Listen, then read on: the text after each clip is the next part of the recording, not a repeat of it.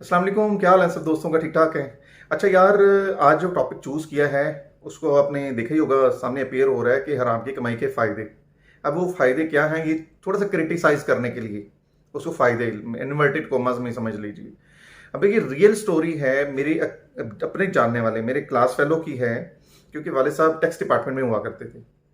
और ये चूंकि पूरी स्टोरी मैं आपको 2 मिनट में खींच के पूरी समझाता हूँ, लेकिन उससे पहले आपको ये बताता चलूँ कि किस तरह से अल्लाह ताला के गिवन असूल किसी भी ठीक या गलत चीज़ के साथ अटैच हो जाते हैं। वो भी इंशाल्लाह मैं कोटेशन बिल्कुल साथ शेयर करूंगा। उसे लोग हदीस कुदसी कहते हैं, लेकिन मुझे उसका रेफरेंस नहीं मिला था, तो मैं इस वजह से कोटेशन कह के सेफ रहना चाहूँगा।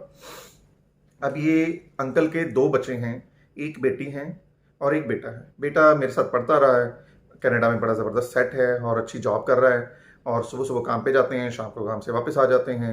बेटी भी कनाडा में ऑस्ट्रेलिया में सेट हैं, जॉब भी कर रही हैं माशाल्लाह, उनके बच्चे भी हैं।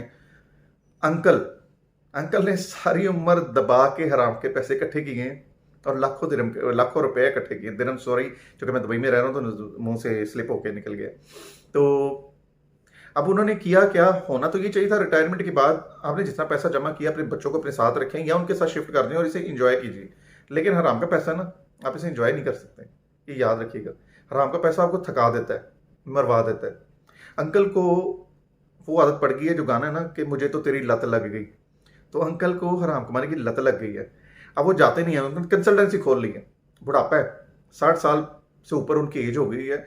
अब वो कंसल्टेंसी खोल ली है, वो अंदर के सारे लूप होल्स पता हैं, सिस्टम सारे सेट हैं कि किसको क्या दे के कितना काम करवाना है, सारी चीज़ें सेट हैं। तो जैसे जवारी का काम होता है ना कि आखिरी आखिरी उम्मीद तक ना खेलता रहता है जब तक वो सारी की सारी लुटिया डबो ना दे। बच्चों को तो इनके पैसे को कोई फायदा नहीं है, वो तो बैठे हुए हैं अपना अपना कमा के खा रहे हैं। तो ये हराम के जो इतना ज़्यादा सारा पैसा इकट्ठा हो गया, कहाँ जाएगा? ये ऐसे ख़त्म हो जाएगा। तो मुझे हदीस कुदसी याद आ गई, जिसे मैं कह रहा हूँ, मेरे पास रेफरेंस नहीं है।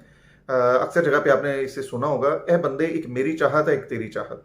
अगर तू गया अपनी चाहत पे तो मैं तुझे थका दूंगा उससे जो तेरी चाहत है, और अगर तू गया मेरी चाहत पे तो मैं तुझे दे दूंगा वो भी जो तेरी चाहत है। बस होना तो वही है जो मेरी चाहत है। अंकल ने कितना पैसा इकट्ठा किया है, लेकिन उनकी चाहत तो यही थी कि अपने बच्चों के लिए, ऑफ कोर्स इंसान अपने लिए या अपने बच्चों के लिए, आने वाली नस्लों के लिए सारा पैसा इकट्ठा कर रहा होता है, उसको सेव करने के लिए, उनके फ्यूचर को सेव करने के लिए। लेकिन चूंकि आपने गलत रास्ता चूज किया है तो वो पैसा किसी के काम नहीं आ रहा। और मजेदार बात तो यहाँ पे तो ऐसा भी है कि कुर्बानी के बकरे भी रिश्वत में आते हैं, गांव देहातों से आते हुए लोग पैसे देते आते हैं। तो बहुत सारे ऐसे डिपार्टमेंट भी है ना, टैक्स डिपार्टमेंट में तो शायद ऐसे गांव देहातों से आने वाले लोग होते नहीं हैं, लेकिन उन्होंने टैक्स डिपार्टमेंट में अन्नी मचाई हुई थी और मचा रहे हैं, और पैसा उनके किसी काम नहीं है। कोशिश कीजिए पाकिस्तान को डेंट ना डालें, पाकिस्तान को सेव कीजिए अपनी इन हरकतों सकनात की वजह से। जितना ज़रूरत है उतना ज़रूर कमाइए, लेकिन हराम के चक्करों में फिर मारे मारे ना फिरिए। इस हिसाब से मुझे इजाज़त दीजिए। अल्लाह हाफिज़।